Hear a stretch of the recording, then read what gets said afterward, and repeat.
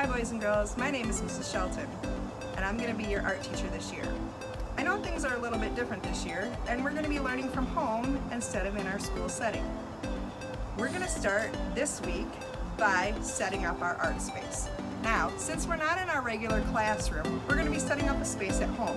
I'm here in my home and I also have to find a space in my home where I can set up to do my lessons. You're going to want to find a space that you can kind of sometimes get messy. Sometimes our project's not going to be too messy. Someplace that your grown-up is not going to be too upset. Your bed is probably not your best choice. So, come on into your house, find a place where you can get set up. You might want to find something to draw with. You might want to find some paper, some drawing supplies. It can be anything you can find in your house. So, come on in and check out my space. Let's get started. Let's go find a place. Hi everybody, here we are in my workspace. My workspace just happens to be this tiny little area in my basement. I just set up a little spot on my table. I have just simply gotten little buckets and I put different supplies in. I have my markers tucked in this bucket. I have another little bucket that has random supplies. I have some crayons tucked in here. I have some glue sticks, some scissors, some other things that I can write with. Now, I probably have more things than a lot of people at home because I brought a lot of stuff home from my art room in the spring. So I know that a lot of you guys might not have all of these supplies in your house, and that's okay. You're just gonna search your house, try to find anything you can use as an art supply. You can find just random pencils, you can find a pen, anything you can to draw with. I happen to have a lot of glue sticks. If you have glue, great. If you don't, that's okay. Try to find some paper, something that you can write on, something you can draw on. It can be lined paper, it can be plain paper, anything. I happen to have these how to draw books that you can kind of draw in. Anything that you can use as an art supply. It doesn't have to be a conventional art supply or an art supply that is a normal art supply. So conventional means like something that you would think of as normal, like crayons or paper or paints or glue. It can be something that we would never think of. Something that a lot of people would think would be garbage. So if you come with me, we're gonna sort through some things that people might be really surprised that they can use as art supplies. Things that we might find in our trash. Carson, What? bring the recycle bin back. Why? Because I need some stuff out of it. Huh? I need to get some things out of the recycle bin. Please bring the recycling back. Okay. Whew.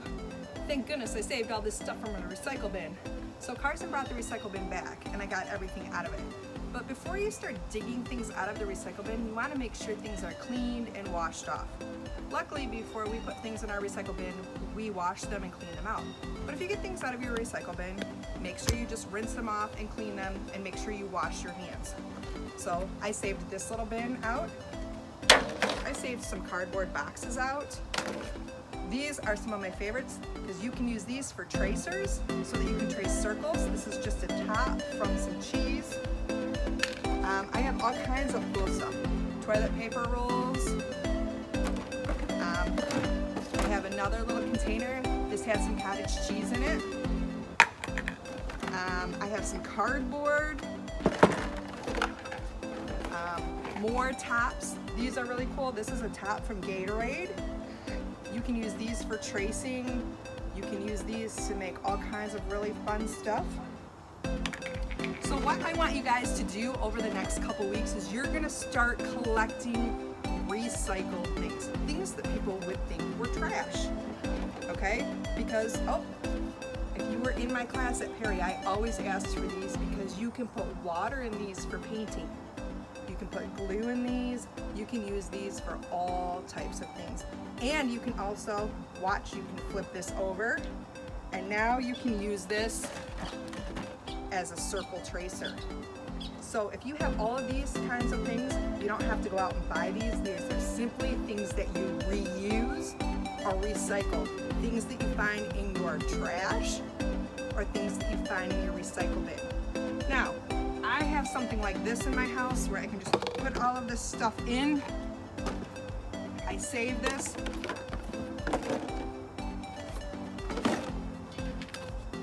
Put it in some sort of container or box, and you can add this to your art studio. So that space that I made in my basement, I'll keep that in my space in my basement. Or you can tuck it away in a closet somewhere, bring it out during art time. Make sure you check with your grown-up before you start digging through your trash. Also make sure you check with your grown-up to make sure things are washed and clean before you put them in your little recycle bucket. Wash your hands really, really well with soap and water.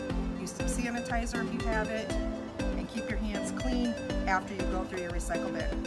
All of this is really good art supplies that you do not have to buy, go out and purchase, things that you can just keep. So over the next couple weeks, I want you to kind of collect and keep these things for future projects. Now, this week something you can do is you can collect these items, and then I want you to create something fun with these items.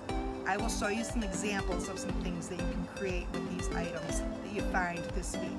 But remember, you're going to need quite a few of these items, so you're not just going to collect this week, you're going to collect over the next couple weeks. Good luck, and I hope you find a lot of awesome treasures.